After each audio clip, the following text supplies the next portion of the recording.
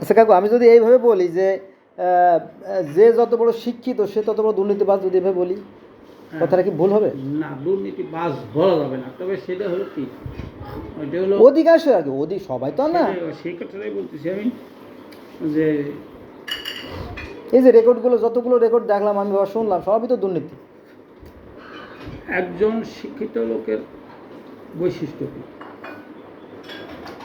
মানে তার থেকে যদি আমি একটু সরে দাঁড়াই, তাইলে তো ওই মানুষ বলে যে মানে শিক্ষার অপব্যবহার। শিক্ষিত মানুষ অর্থ হলোই সচেতন, দায়িত্বশীল, হ্যাঁ, সচেতন, দায়িত্বশীল, ন্যায়পরায়ণ, ন্যায়পরায়ণ, আর ইত্যাদি ইত্যাদি। ইত্যাদি ইত্যাদি।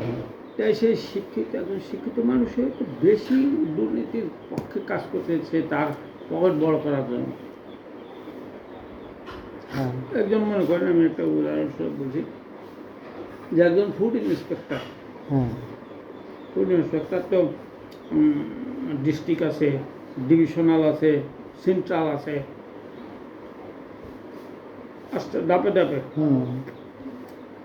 তো এরা যখন চাকরি নেয়, কয়টার মালিক তখন সে ছাত্র বয়স থেকে শুরু করে লেখাপড়া শিখছে, উচ্চশিক্ষিত হয়েছে, তারপরে তারা দিল, মনে করে নাই সে একটা দায়িত্ব দিল, গোপালগঞ্জ ডিস্ট্রিক্ট